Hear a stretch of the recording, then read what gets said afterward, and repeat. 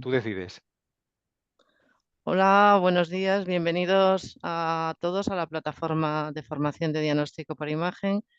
El tema de hoy es un tema de especial interés en los servicios de radiología por su frecuencia y su importancia. Y la ponente es la doctora Blanco de la sección de urgencias del Hospital Universitario Morales Meseguer de Murcia. Ana, cuando quieras, si quieres, compartimos la presentación y Muy bien, comenzamos. gracias Ángeles. Comparto y empezamos. Las Muy preguntas tendrán, perdona un segundo, tendrán lugar al final las hacéis por el chat, todo aquel que quiera hacer alguna pregunta, y al final de la ponencia las contestaremos. Muy bien, buenos días a todos. Muchas gracias por estar aquí y gracias especialmente al doctor Pedraza por invitarme de nuevo a participar con esta sesión en la plataforma de formación continuada, que es una iniciativa fantástica, la verdad, de formación. Y el título de mi presentación es el informe radiológico en la pancreatitis aguda y he añadido el subtítulo de guía para la urgencia porque yo hago urgencias y los que no estamos tan habituados a ver esta patología de forma más frecuente como los radiólogos que se dedican al área de abdomen o biliopancreática, pues a veces podemos tener dudas en la interpretación de las imágenes, en cómo mencionar los hallazgos, en qué pruebas debemos realizar y cuándo, y por eso me parecía interesante eh, añadir este subtítulo.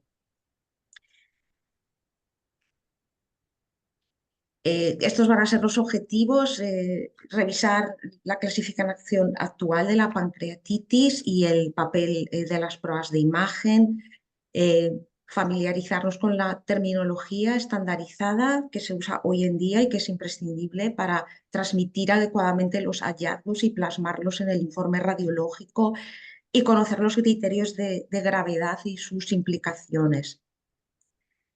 Empezando, bueno, la pancreatitis aguda es una inflamación súbita de la glándula pancreática que puede afectar también a tejidos peripancreáticos y a otros órganos de forma variable, como vamos a ver. La etiología más frecuente en adultos con muchísima frecuencia es la biliar y la de etiología alcohólica, y ya muy a distancia pues estaría la hipertrigliceridemia, los tóxicos, iatrogénica, etcétera. Pero estas son las dos etiologías fundamentales. Y muy importante, la evolución clínica en las primeras horas es incierta. No sabemos qué pacientes van a ir bien o qué pacientes van a desarrollar una enfermedad más grave que va a necesitar un soporte más intensivo. Entonces es por esto que es una de las urgencias abdominales que con más frecuencia requiere de hospitalización. La mortalidad globalmente es baja, pero aumenta mucho en la pancreatitis grave. Por eso es importante poder predecir qué pacientes van a desarrollar esta forma de pancreatitis más grave, que como os digo, en las primeras horas es difícil hacerlo. Precisamente porque los pacientes que desarrollan formas más graves son los que van a tener una estancia hospitalaria mucho más prolongada, necesidad de ingreso en unidad de cuidados intensivos, probablemente van a necesitar de procedimientos intervencionistas, sufren más riesgo de infectarse, de sufrir fallo orgánico y lo peor de todo, la muerte. Y de hecho, los pacientes con fallo orgánico persistente y necrosis infectada son los que tienen el mayor riesgo de fallecer. Y precisamente por esta necesidad de saber qué pacientes van a desarrollar esa forma grave, pues desde los años 70 pues se han descrito muchísimas escalas clínicas y radiológicas de predicción de gravedad, eh, todas ellas con una buena correlación con la mortalidad, pero a día de hoy ninguna ha permitido predecir la gravedad en las primeras horas del cuadro. Las escalas clínicas, aquí veis, son muy conocidas, muchas de ellas, Ranson, Apache, Glasgow, el síndrome de respuesta inflamatoria, que funciona bastante bien, pero necesitan al menos 24 horas para poder predecir esa gravedad. Y nosotros también, desde el punto de vista radiológico, existen escalas radiológicas, las más conocidas, la clásica, el índice de gravedad por TC de Baltázar, que usamos durante muchísimos años y que posteriormente fue modificado y ampliado por Mortelle como índice de gravedad por TC modificado. Pero aquí necesitamos al menos de 72 horas para poder predecir esa gravedad. Como veis, pues no en las primeras horas. Entonces, una vez introducido esto, necesitamos saber qué pacientes van a desarrollar esa enfermedad grave, que son los que van para requerir más ingreso, más tiempo. Vamos a ver cómo se clasifica la pancreatitis aguda, ¿no? La clasificación de Atlanta, que fue primeramente creada en el año 1992, posteriormente con el mayor conocimiento de la fisiopatología de la enfermedad y de cómo debe tratarse y manejarse, pues tuvo que ser actualizada en el año 2012 y es la clasificación que utilizamos actualmente. Es la universalmente conocida, describe los criterios diagnósticos, los criterios clínicos, qué fases tiene la enfermedad, los criterios de gravedad y también los criterios morfológicos, que son los que nos afectan a nosotros porque son los que se describen con pruebas de imagen, tipo de pancreatitis aguda y colecciones. Entonces tenemos que familiarizarnos con todo esto para poder conocer bien la enfermedad y poder describir los hallazgos.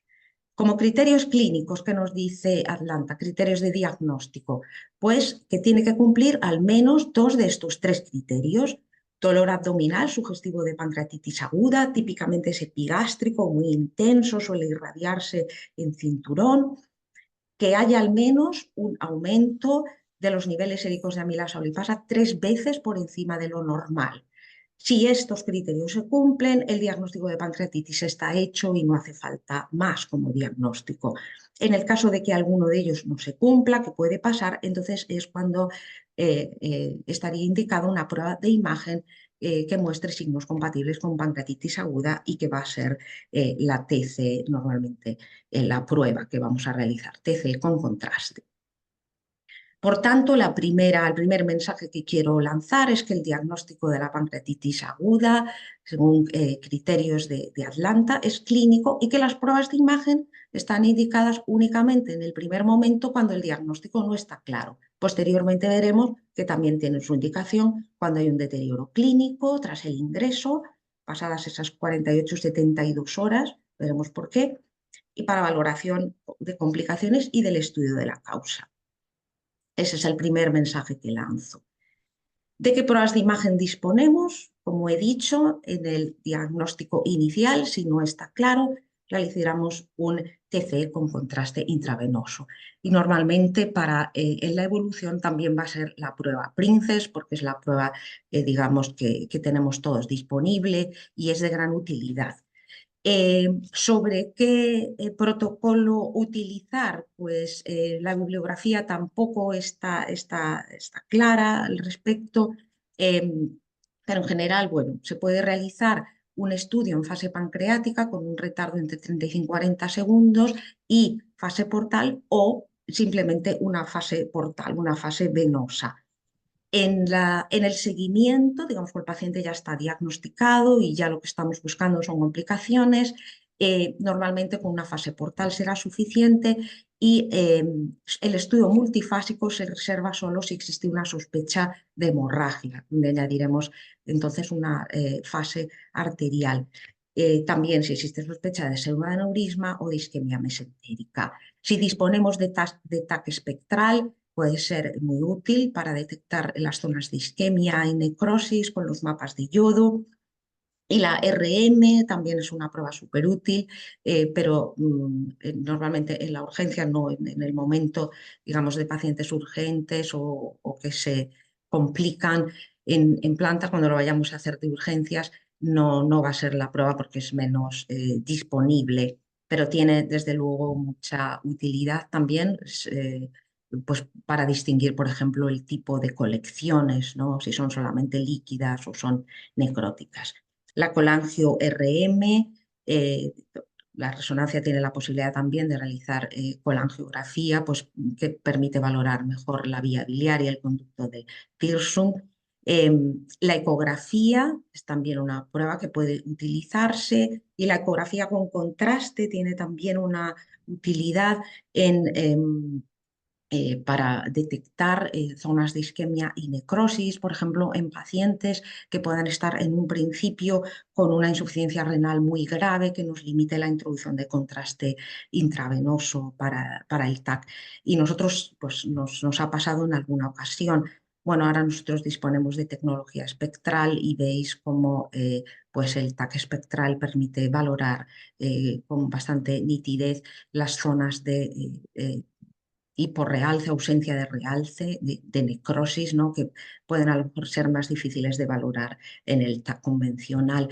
Y como os digo, pues la ecografía con contraste pues, puede ser de utilidad en algunas ocasiones. En este caso, por ejemplo, una paciente que bueno, tenía una insuficiencia renal grave cuando consultó por primera vez bueno, y en la ecografía ya se observa una hipoecogenicidad de la glándula pancreática y al introducir contraste vemos cómo nos muestra muy claramente la ausencia de realce, indicando que ya existía necrosis y veis cómo evolucionó a una necrosis glandular extensa. Entonces,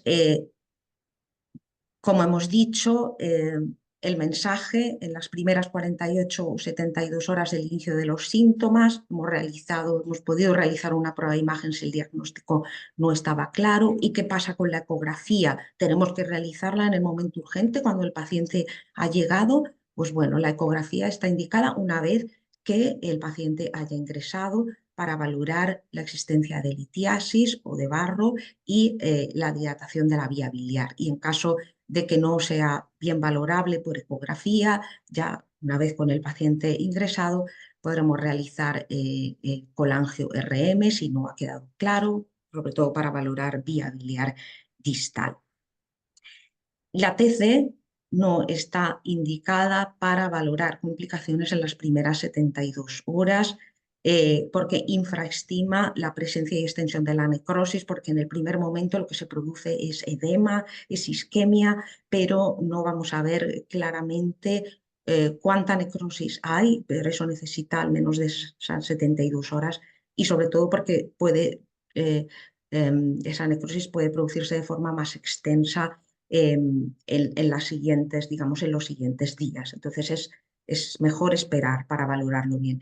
Y además, digamos que los hallazgos no van a modificar, no son superiores a las escalas clínicas para valorar gravedad, para predecir gravedad. O sea, que nos lo pidan en las primeras 24 horas para predecir gravedad no tiene indicación. ¿Qué fases tiene también definidas por la clasificación de Atlanta, la pancreatitis aguda? Pues clínicamente se divide en dos fases. Una fase temprana, que es la primera semana, donde la gravedad y el tratamiento de estos pacientes dependen solo de parámetros clínicos, del desarrollo o no de un síndrome de respuesta inflamatoria, de fallo orgánico y de la duración de este. Y los hallazgos morfológicos, los hallazgos de TAC, no van a modificar el tratamiento. Y luego existe una fase tardía a la que solo pasarán esos pacientes que desarrollan una enfermedad más grave, moderada o más grave, que se caracteriza por persistencia de los signos de síndrome de respuesta inflamatoria y o presencia de complicaciones locales o sistémicas. Y es aquí donde tanto los parámetros clínicos como los hallazgos de imagen, el desarrollo de complicaciones van a determinar el tratamiento. Es aquí donde tendrá interés las pruebas de imagen para valorar complicaciones. Y los criterios morfológicos, aquí como radiólogos es lo que nos interesa. Vamos a ver qué tipo de pancreatitis existe y cómo vamos a describirla y a describir sus complicaciones.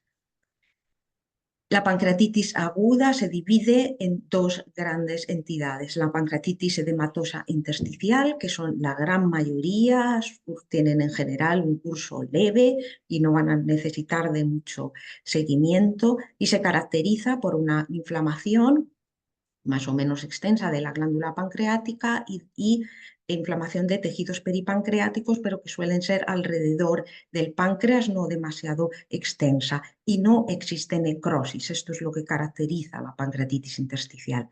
Mientras que la otra gran tipo es la pancreatitis necrotizante, que es muchísimo menos frecuente, pero es la que va a requerir ingreso más prolongado y que puede afectar solamente a la glándula pancreática. Esto es bastante raro, es lo menos frecuente.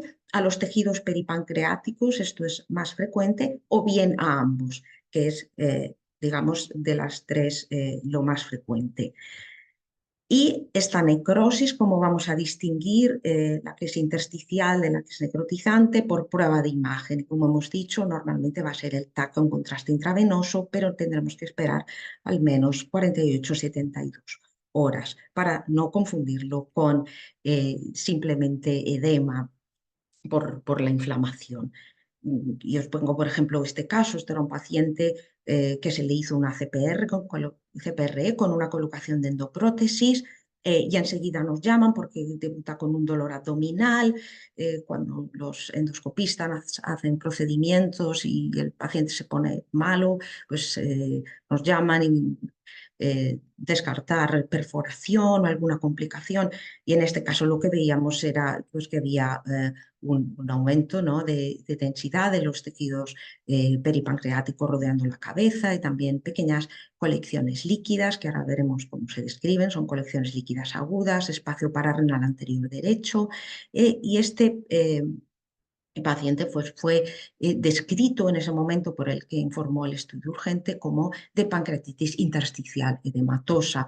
Veamos cómo días más tarde el paciente se pone clínicamente, está mucho peor, y realmente lo que tenía era una extensa necrosis peripancreática, de tejidos peripancreáticos, que incluso llegó a afectar al fundus vesicular y producir una peritonitis biliar que tuvo que ser intervenida. Entonces, veamos cómo tenemos que esperar ese tiempo para clasificar bien la pancreatitis. En las primeras horas, la pancreatitis, los hallazgos son indeterminados. No era una pancreatitis edematosa, era una pancreatitis necrotizante.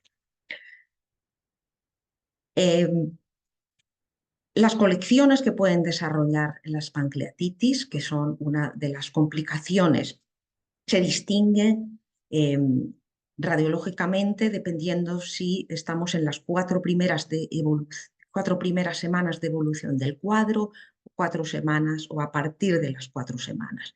En las primeras 4 semanas, en la pancreatitis edematosa intersticial, esas colecciones líquidas las vamos a llamar colección líquida peripancreática aguda. Normalmente van a resolver, pero si no resuelven, pasadas 4 semanas, algunas de esas colecciones llegan a encapsularse y a producir lo que se conoce como pseudoquiste. El pseudoquiste es una colección que es líquida, únicamente líquida, y que no contiene componentes sólidos ni de necrosis. Realmente el pseudoquiste en la pancreatitis aguda es muy raro, aunque la clasificación de Atlanta lo recoge así. Lo vamos a ver más en las pancreatitis crónicas y pancreatitis recidivantes. Por tanto, no sé, es posible que a lo mejor en un futuro salga de la clasificación, pero ahora mismo se definiría así. En el caso de la pancreatitis necrotizante, en las primeras 4 semanas, esas colecciones líquidas que vemos que contienen elementos sólidos, grasa, y que realmente corresponden a colecciones inflamatorio-necróticas, se denominan colección necrótica aguda, y así es como lo mencionaremos. Y a partir de las 4 semanas, cuando se produce la encapsulación, se va a definir como necrosis encapsulada. Podrá ser otra vez pancreática, peripancreática o combinada. Cualquiera de estas colecciones se puede sobreinfectar, pero normalmente lo van a hacer las que se van a poder infectar son las colecciones necróticas. Y la infección es una complicación muy grave. Radiológicamente vamos a poder hablar de infección cuando existe un cuadro clínico o sospechoso y nosotros veamos gas. Ese es el signo más específico radiológico. Entonces vamos a ver algunos casos, vamos a ver cómo lo describiríamos, cómo lo describimos en nuestro informe. En este caso son 3 pacientes diferentes, llevan más de 72 horas de evolución y vemos que existe un realce glandular conservado en los 3 pacientes. En este caso, el páncreas está un poquito más hipodenso, edematoso, y vemos un aumento de la densidad de la grasa peripancreática, en este caso con una pequeña colección, se llama colección líquida aguda en el espacio pararrenal anterior izquierdo, y en este caso colección líquida aguda peripancreática rodeando la cola. Este caso, 2 pacientes, también en las primeras 4 semanas de evolución del cuadro. Se trata de colecciones necróticas agudas cuando afectan al páncreas, pancreática y tejidos peripancreáticos, pues colección aguda necrótica peripancreática.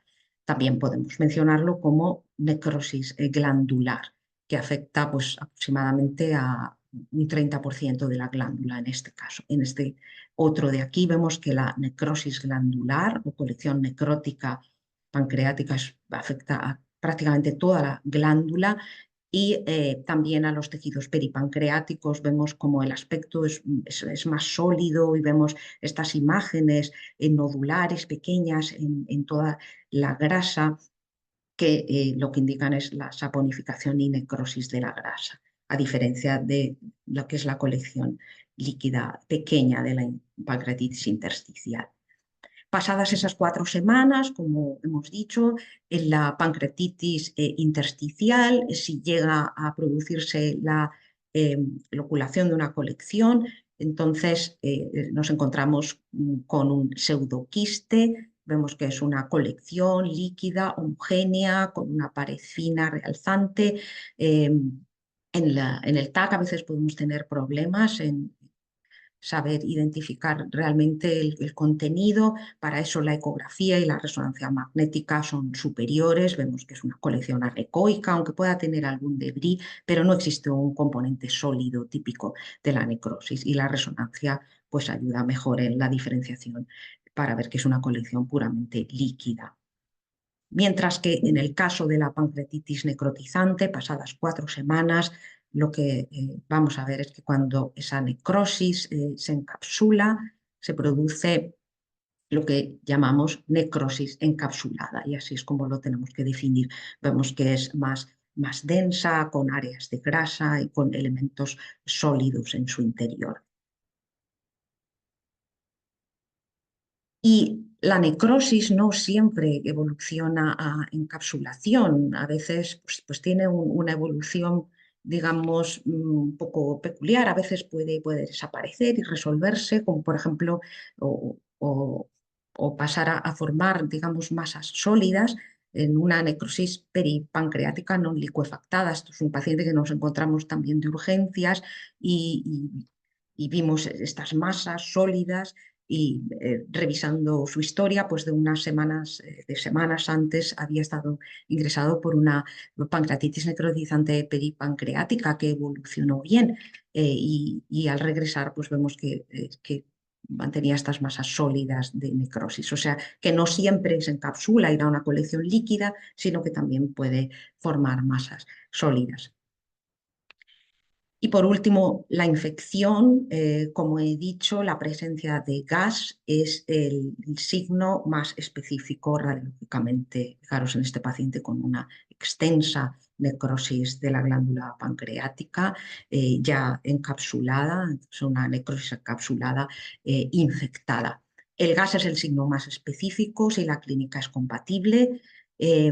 La presencia de necrosis y de infección conlleva una alta morbimortalidad, son pacientes que están muy graves, son los que más gravedad tienen. ¿Y qué pasa si existe sospecha clínica pero no vemos gas? Nos piden ese TAC para ver si existe gas, no lo vemos.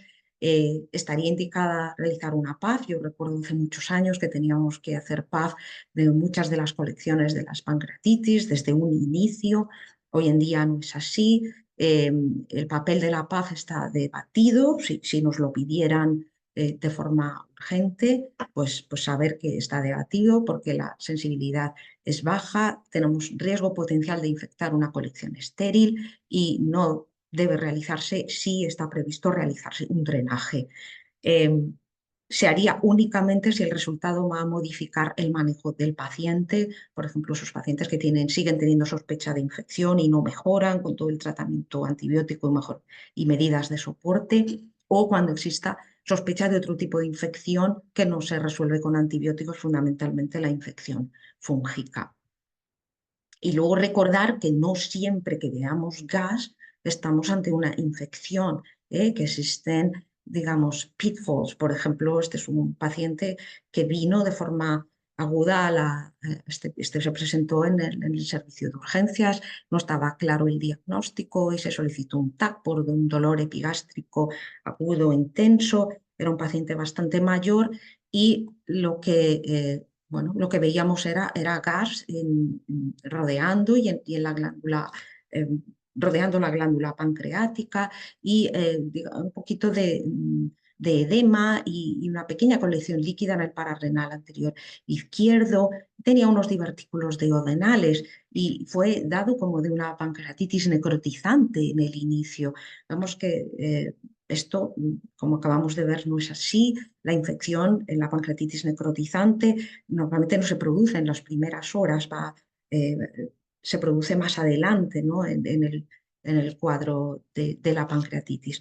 En este caso, el paciente a las 48 horas había mejorado clínicamente mucho, nos pidieron otro control, estaba tolerando dieta y vemos cómo ha desaparecido totalmente el gas.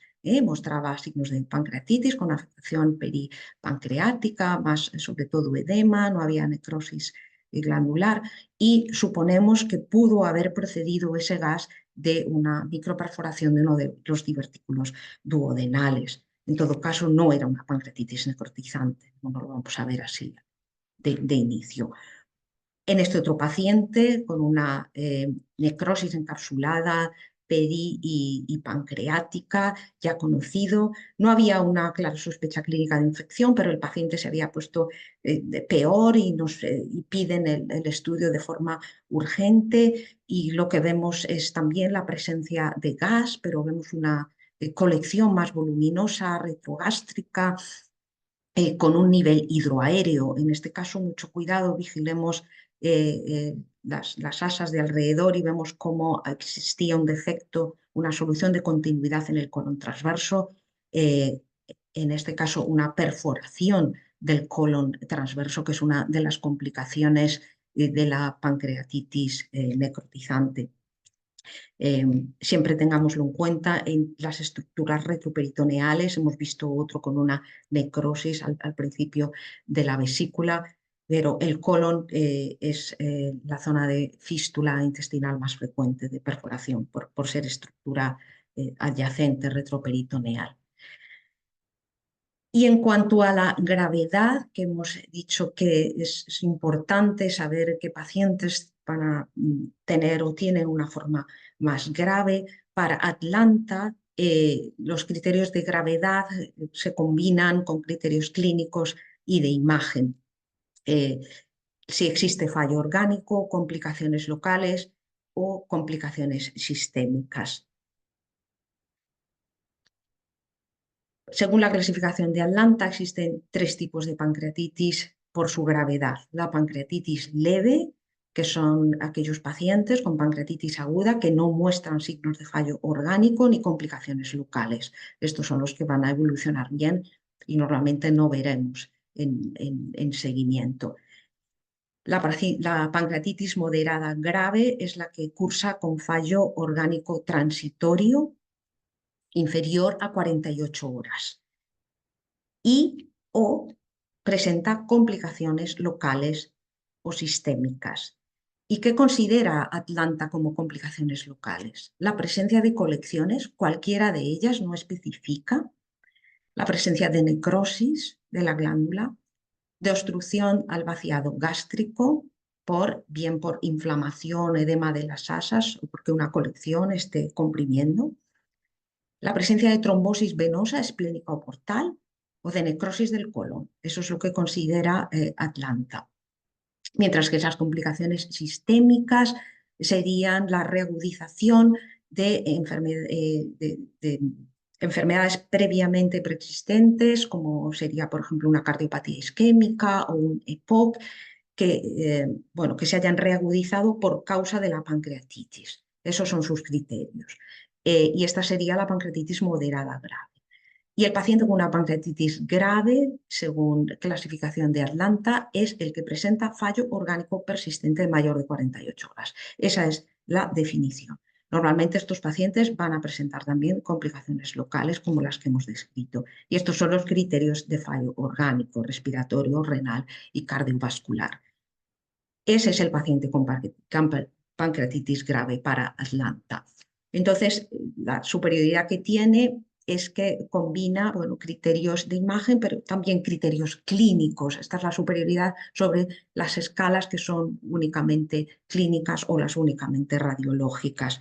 Pero tiene también sus limitaciones, porque como he dicho, entre las complicaciones locales no distingue entre las colecciones y ¿no? si es una colección necrótica o no, y tampoco se incluyen otro tipo de complicaciones vasculares como las complicaciones arteriales, las trombosis arteriales, pseudoaneurismas y sangrados, que también son muy importantes en el manejo, la infección, la fístula gastrointestinal o el síndrome de desconexión del conducto pancreático, que todas estas son complicaciones que sí que implican son importantes en el manejo.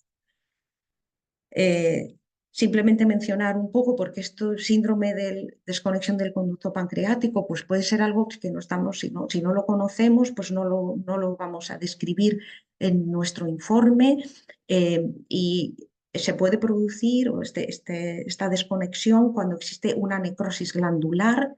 Entonces la necrosis va a necrosar también el conducto pancreático principal y va a impedir que, bueno, se produce cuando la necrosis afecta a parte de la glándula y deja la cola con tejido viable. Entonces, los jugos pancreáticos, las enzimas siguen produciéndose, pero como hay una disrupción del conducto, pues no va a poder drenar de forma natural hacia el duodeno y entonces se van a producir colecciones. Suele producirse cuando la necrosis afecta al cuello pancreático porque es un territorio frontera susceptible más de necrosis. Entonces se va a producir esa fuga de jugos pancreáticos hacia el retroperitoneo y dar colecciones persistentes.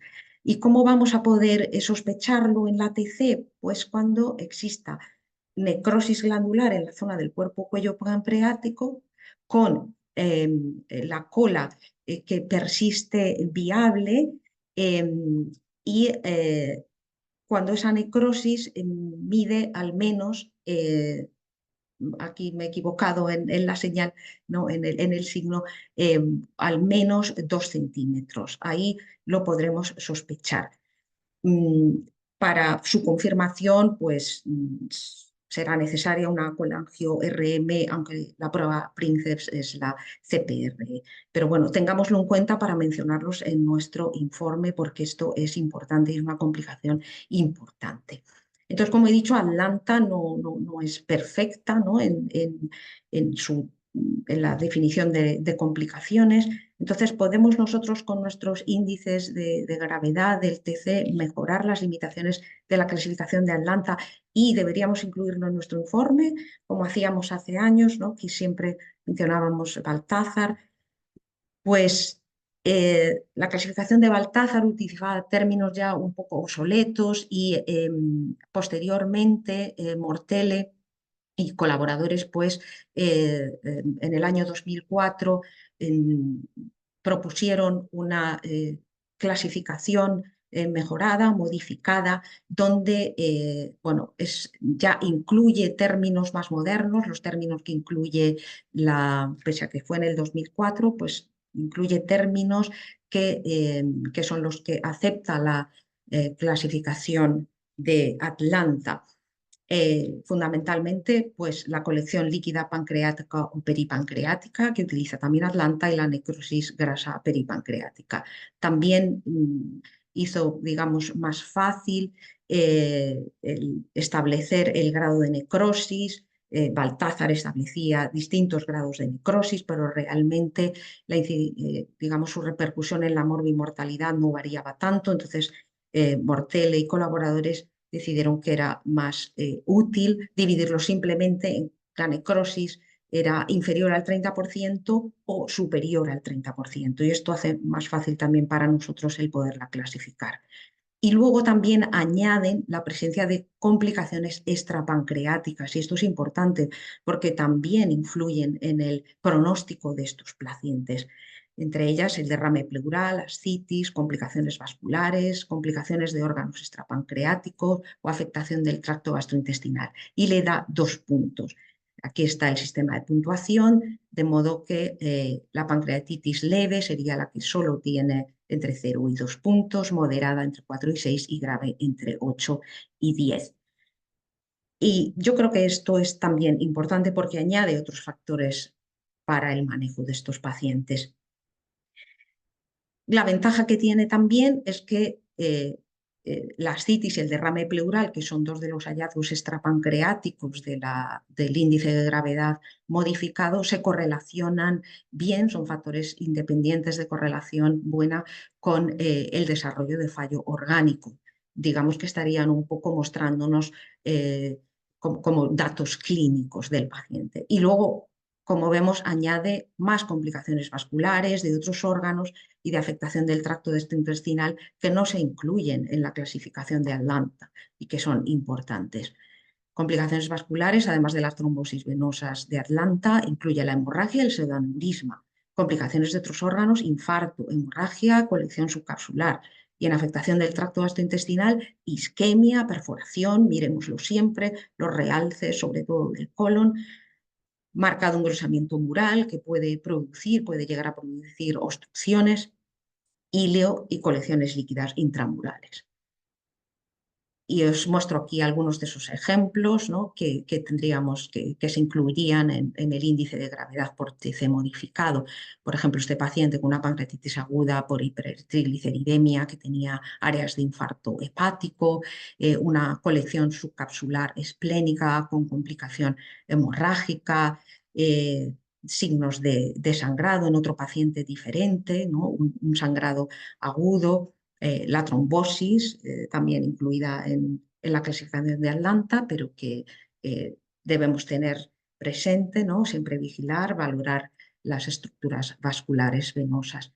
El engrosamiento difuso del colon, miremos siempre también, como os he dicho, la presencia, ¿no? A veces puede ser difícil, pero sobre todo si tenemos espectral nos va a ser de mucha ayuda. Valoremos esas zonas de hiporrealce de las asas y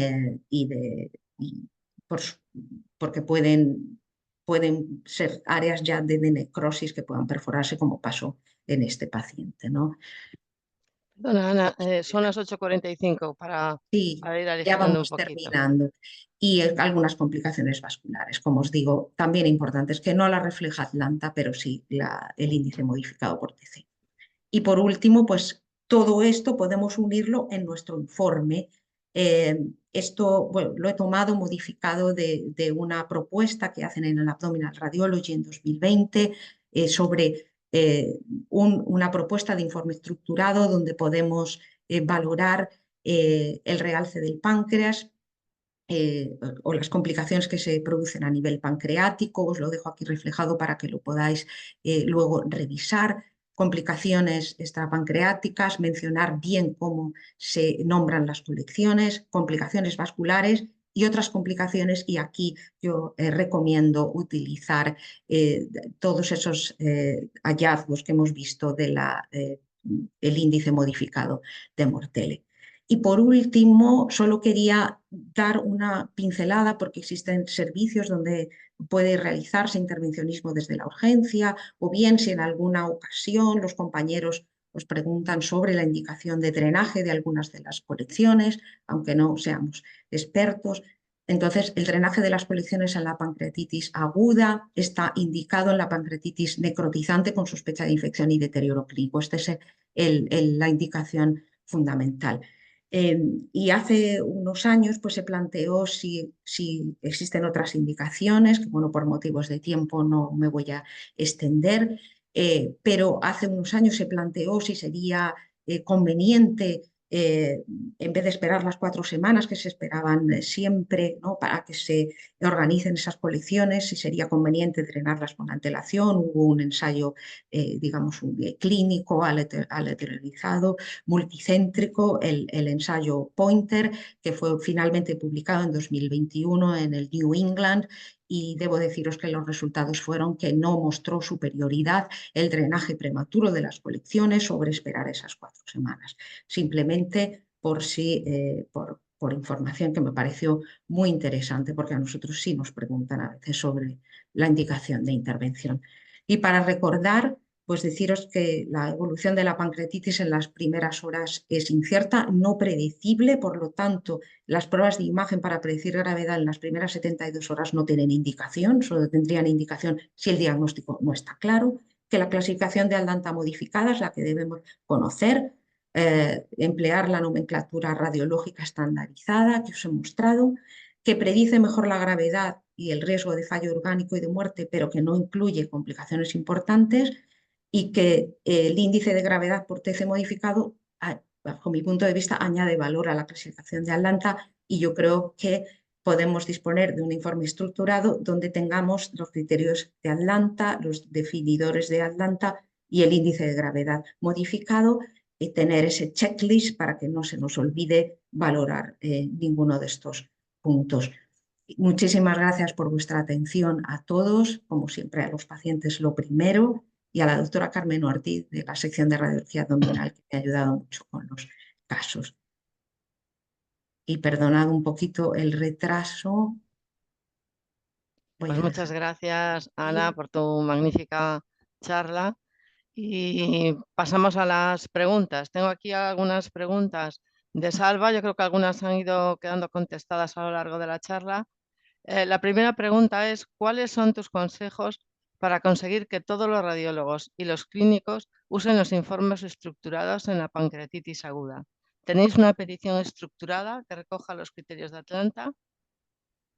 Pues no tenemos una petición que lo recoja, y ni tenemos ese informe estructurado porque antes lo hemos comentado en el debate, es difícil introducirlo en el sistema, ¿no? Existen algunos informes estructurados del área de abdomen, pero no lo tenemos nosotros. Eh, tenemos tenemos plantillas a veces de informe, ¿no? Que copiamos y pegamos. Yo creo que esa es una de las limitaciones del informe estructurado, el que pueda estar incluido de forma fácil y que podamos acceder en nuestros sistemas de informe. Y luego es verdad que a veces no es el informe preferido por mucha gente, incluso por los receptores, ¿no? Así de sí, no, sí, no. Pero yo creo que si no lo utilizamos para mandar ese informe, sí como plantilla que nos sirva de base, tener, vamos a ver todos estos puntos y vamos a mirarlo bien. Porque hay detalles, por ejemplo, los de las isquemias colónicas, necrosis, isquemias de otros órganos, que yo creo que si somos sutiles en mirar ¿no? Esos detalles, pues está reflejado. Veo un área de hipocaptación en la pared del colon, todas esas cosas las tenemos que tener en la cabeza. Si lo tenemos en nuestro checklist, lo vamos a comprobar. ¿Vale? Miremos las venas, la vena porta, la vena esplénica, miramos las arterias, miremos posibilidad de algún pseudoneurisma, ¿no? Que no se nos escape nada. Cuando estamos en la urgencia es más fácil que se nos escapen cosas porque tenemos mucha presión, ¿vale? Y por eso quería hacer hincapié en esto, mm, porque nos pasa, ¿no? Tenemos menos, digamos, menos experiencia, lidiamos con muchas patologías. Entonces, y luego cómo mencionarlo y cómo hablar de cuando digo que es intersticial. No digas intersticial en las 10, ¿no? Cuando acaba de cuando acaba de venir el paciente con el cuadro, porque luego nos llevamos muchas sorpresas. Esos son mis mensajes. Javier, Entonces, ¿algún comentario, Ramiro? ¿Queréis comentar algo a esta pregunta? Sí. Bueno, esto ya lo hemos comentado antes, digamos que felicitar a Ana, me parece una charla muy bien estructurada y muy bien docente. Creo que la clasificación de Atlanta pues, está bien, debemos seguirla y la nomenclatura nos ha ayudado un poco a definir de la misma forma los hallazgos que vemos también en radiología. Tengo algunas dudas yo respecto a la concordancia entre observadores, especialmente en los primeros estudios, cuando no hay necrosis pancreática, es diferenciar la necrosis peripancreática aguda de colecciones agudas. Yo creo que hay, no sé si hay algún estudio que haya analizado, yo en mi experiencia creo que tenemos relativa baja concordancia entre observadores. No sé tu experiencia y si hay algún artículo publicado que lo analice. pues sí que existe, o sea, sí existe baja concordancia, efectivamente. Eh, y es lo más difícil, sin duda, ¿no? Sobre todo por el TAC, que es lo que nosotros, la técnica que utilizamos, ¿no? Eh, en eso de la colección líquida aguda, si es solamente líquida, yo creo que a lo mejor el TAC espectral sí que puede, puede ser de más ayuda, ¿no? En diferenciar necrosis, pero efectivamente ese es el gran problema, el distinguir simplemente el líquido de colección necrótica. Sí, Negro. tienes razón, Ramiro. Probablemente los que tienen una, digamos, una mayor extensión de la afectación, esos van a ser pancreatitis necróticas, ¿verdad? Es un poco, la pancreatitis intersticial da poco líquido, o sea, las colecciones son pequeñitas, son esos pacientes que os han mostrado y normalmente además son pacientes que van a ir bien y que no van a necesitar una prueba de seguimiento. Entonces quizá no son los que vamos a ver nosotros Sí, sí. posteriormente. Los que vamos a ver son los de las pancreatitis necróticas, ya tengan de glándula o solamente peripancreática, eh, que es verdad que se describe como que solo son un 20%, pero nosotros muchos de los que vemos son peripancreáticas en su gran mayoría, ¿verdad? Mm. Enhorabuena, Ana. Ligando un poco con el tema este de la caracterización de las colecciones y ligando también con lo que comentábamos antes cuando hacíamos la charla esta inicial de la relación con los otros servicios. Así como cuando con el TAC, en las primeras horas, pues yo creo que más o menos todo el mundo ya acepta que se tiene que demorar por lo menos esas 48, 72 horas para hacer el TAC y poder. En nuestro hospital, por ejemplo, tenemos mucha limitación o problemas en que desde los clínicos todos, cualquier paciente que esté ingresado con una pancreatitis tiene que salir del hospital con una resonancia magnética. ¿Vale? Un poco también ligándolo con el tema este de caracterizar las colecciones, si era necrótica, si no era necrótica y tal. ¿Cómo lo lleváis vosotros allá? ¿También tenéis tanta presión, por decirlo de alguna forma, para que todos estos pacientes se vayan con su resonancia? ¿Solo le hacéis la resonancia para caracterizar las lesiones cuando son tributarias de hacer un drenaje? Pues bueno, ahí, digamos, como yo hago urgencias, yo no me dedico específicamente al área abdominal. La resonancia magnética, yo creo que no se hace con mucha frecuencia eh, y o sea, desde luego no como dices tú, Xavier, en todos los pacientes o en muchos pacientes. En mi hospital se hace más cuando, por supuesto, para valoración de vía biliar y del conducto pancreático y también a la hora de si existe alguna duda en algunas de las colecciones, efectivamente, porque es superior para distinguir entre si existe componente necrótico o no, incluso a veces en algún paciente que se ha drenado y no se estaba obteniendo, digamos, el catéter está bien puesto, no está saliendo y realmente al realizar una resonancia pues se comprobaba como correspondía a una necrosis glandular y no a una colección, ¿no? Entonces, es verdad que es superior, pero yo creo que se hace solamente en los casos en que existe duda y sobre todo para valoración de vía biliar y conducto pancreático también, cuando existe la sospecha de desconexión del conducto, que esto es un término también que no, yo creo que yo, por ejemplo, no, es algo que debemos tener en cuenta, ¿no? Que mencionarlo también en el estudio. Bueno, Sí. Pero ¿hay alguna otra Nosotros pregunta? Perdón, Ramiro, di. no. Vamos, no, solamente también decir que sí, nuestro hospital también siempre, prácticamente todos los pacientes tienen resonancia. En la mayor parte de los casos hacemos con angiografía sin contraste para ver colectiasis, ¿no? En el caso de que tenga realmente necrosis y colecciones complicadas, en esos casos sí utilizamos gadolino intravenoso, pero no son la mayor parte de los casos. La mayor parte de los casos hacemos resonancia sin contraste.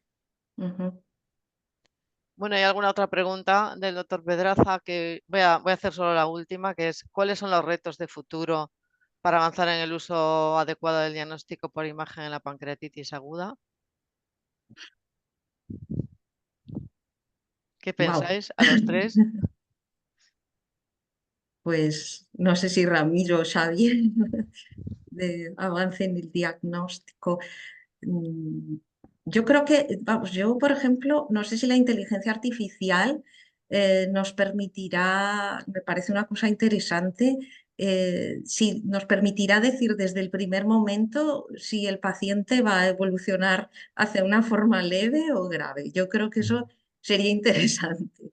Si realmente, no, porque ahí sí que ya podríamos realizar nuestra prueba de imagen. Yo creo que es algo que no hemos conseguido todavía. Como he dicho, en las primeras horas, ninguno de los criterios clínicos ni radiológicos ha conseguido eso.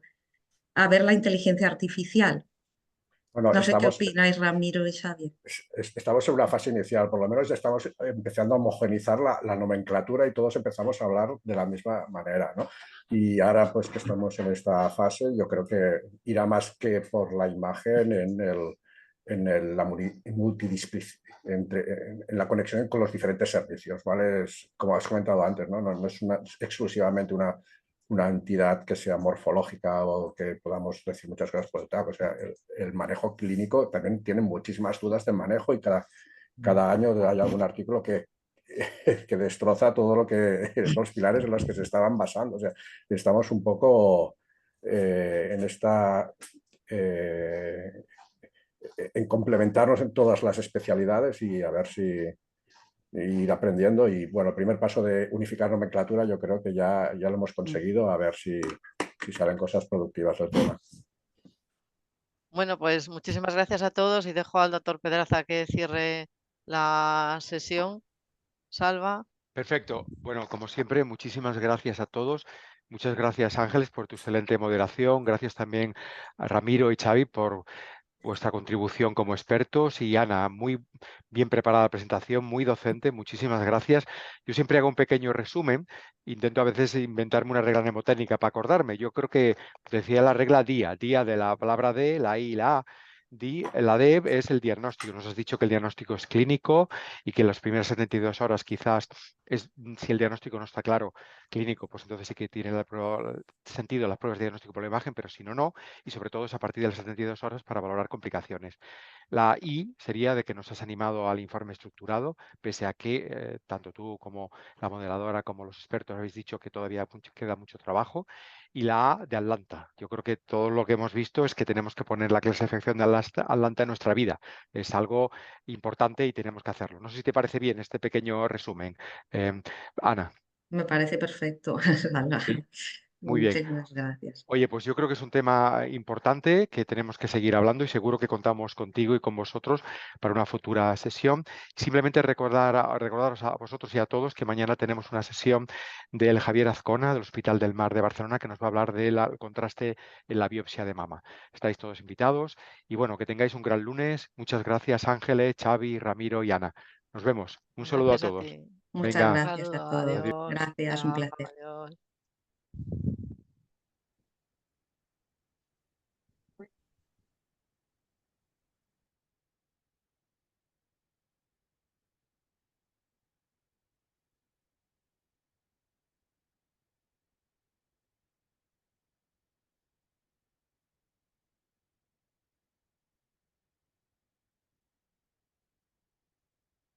Luego.